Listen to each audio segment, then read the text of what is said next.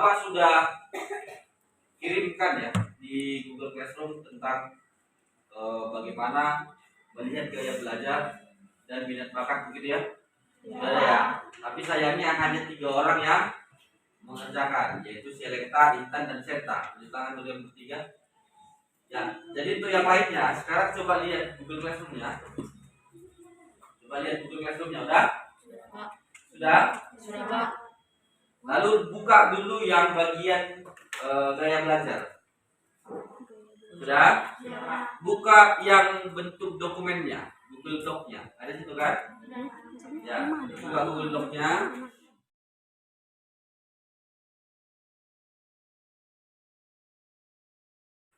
Sebagai guru, saya membimbing siswa menggunakan teknologi dalam pembelajaran.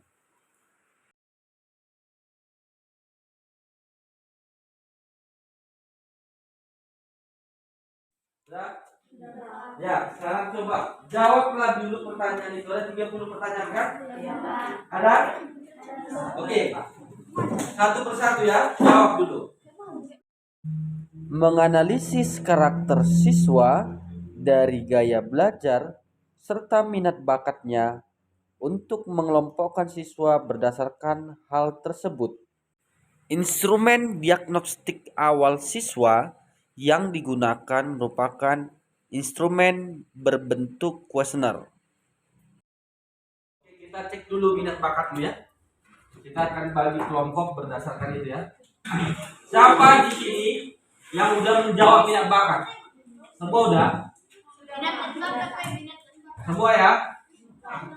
Sudah? Oh, minat dan bakat. Ya. Saya akan coba ya bacakan ya hasilnya ya.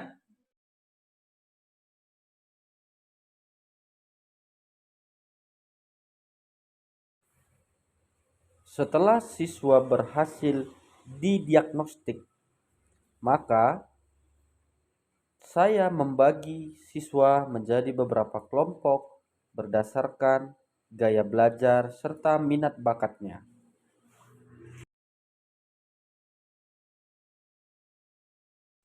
Ya, silakan buka dulu bagian topik dan perubahannya, ada materi dan perubahan. Oke, siapa yang udah baca itu? Hilang ini.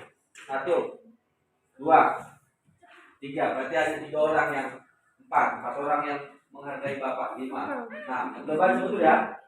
Yang sudah baca yang Bapak buat itu. Yang paling penting tekankan ya. Ini Bapak mau tekankan sama kalian.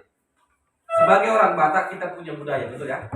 Sebagai orang Batak kita punya budaya, dan budaya yang paling Bapak sering dengar dulu ketika saya belajar itu atau bersekolah itu adalah ini.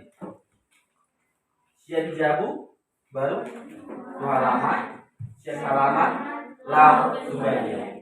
Artinya apa? Apapun yang kamu lakukan itu semuanya dipersiapkan dari rumah. Kenapa Bapak kirim materinya sebelum kita jumpa? Biar kamu persiapkan dirimu dari rumah. Belajar, baca. Oke, coba yang sudah baca. Apa katanya materi itu? Materi adalah segala sesuatu yang memiliki masa dan menempati ruang. Segala sesuatu yang memiliki masa dan menempati ruang. Berarti ada di sekelilingmu kan? Memiliki masa dan menempati ruang ya. Berarti ada di sekelilingmu kan? Berarti yang tempat kita lakukan apa Pak? Model apa? Kita akan belajar secara kontekstual teaching and learning. Maksudnya Pak, kita akan belajar dari kehidupan sehari-hari. Kita akan kaitkan pembelajaran kita dengan kehidupan kita sehari-hari. Contoh, saya tanya satu hal. Menurutmu kamu itu partikel materi? Menurutmu kamu itu materi enggak? Kenapa? Memiliki Masa dan menempati ruang. masa dan Menempati ruang. Oke, sekarang kita Pada kegiatan awal, saya juga akan membawa siswa menggunakan pertanyaan-pertanyaan terbuka, di mana juga saya menerapkan konsep guru memesona. Saya akan mengajarkan siswa dengan gaya yang harmonis, humanis, dan humoris, agar siswa tertarik dan tidak merasa jenuh ketika mendengarkan penjelasan, motivasi, ataupun arahan dari saya. Selain hal tersebut, saya juga sudah menyiapkan sebelumnya, yaitu Google Doc, Google Slide, Spreadsheet, Blogspot, YouTube di dalam Google Classroom untuk mempermudah siswa mempelajari materi pembelajaran di kelas. Dan selanjutnya, kami juga membicarakan bagaimana kami mempelajari materi pembelajaran yang sedang berlangsung di dalam kelas. Sehingga setiap siswa tidak kebingungan akan perannya di dalam kelas ketika proses pembelajaran berlangsung. Dengan membiasakan pembelajaran yang seperti ini, saya berharap siswa semakin aktif dan merasa menyenangkan belajar di dalam kelas. Ya, yang kinestik juga memperagakan ya. Ya, silakan. Yang jadi murid perempuan siapa? Ya, yang jadi murid laki-laki siapa? Oke, Tepen. Oke, kita mulai yuk. Meskipun kami belajar materi IPA, siswa yang memiliki bakat seni dapat berkembang melalui gaya belajar yang kami terapkan di dalam kelas. Ayo, siapa yang tahu kira-kira tentang materi atau praktikal? Saya tahu materi adalah segala sesuatu yang memiliki masa dan menempati ruang. Sebagai contohnya, lemari di suatu ruangan tak ada menempati ruang dan begitu saja. Maka lemari merupakan contoh dari materi. Wah, bagus sekali dia. Nah, sekarang bagaimana menurut kalian tentang sifat materi?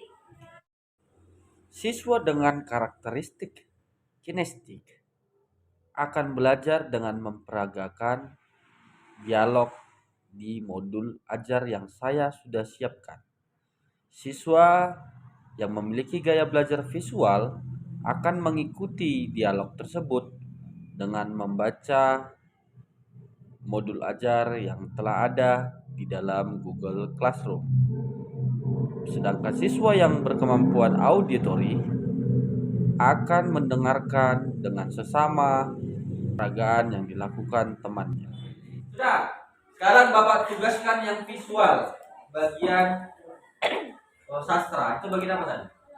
Oke, yang berarti di sini sastra sini ya. Coba silakan. Sifat-sifat zat. Zat juga mempunyai sifat-sifat tertentu sehingga dapat ditangkap oleh panca indera kita dan dapat dibedakan berdasarkan sifat tersebut. Contohnya, setelah dapat buat volume dinyatakan dalam gram per mili. Misalnya, kerapatan suatu zat 0,5 gram per mili, artinya tiap 1 mili zat tersebut mempunyai massa sebesar 0,5 gram. Nilai kerapatan identik dengan nilai massa jenis.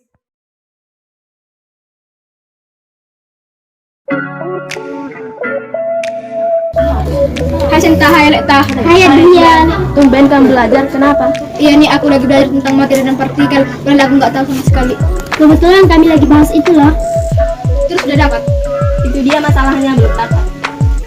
Hai teman-teman. Hai. Kalian kenapa? Kok tampak bingung? Iya, soalnya kami lagi cari tahu tentang materi dan partikel. Tapi belum dapat. Aku tahu tentang materi dan partikel. Apa kamu bisa membantu kami? Tentu saja, materi adalah segala sesuatu yang memiliki massa dan menempati ruang. Hai sobat kimia dan fisika, aku mana ngerti. Hai Intan, kamu kenapa melamun? Ini Tio, aku kemarin dapat tugas mengenai sifat kimia dan fisika, tapi aku nggak paham. Aku bisa ngajarin kamu. Yang benar. Iya.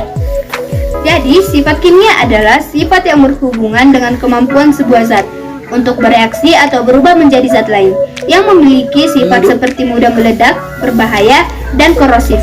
Sedangkan sifat fisika dapat dilihat dan diukur seperti bau, kerapatan, titik leleh, titik beku, kelenturan, dan kekuatan. Apa kamu sudah mengerti, Intan? Ya, aku sudah mengerti Tio, terima kasih. Oh, aku jadi mengerti juga. Terima kasih. Sama-sama.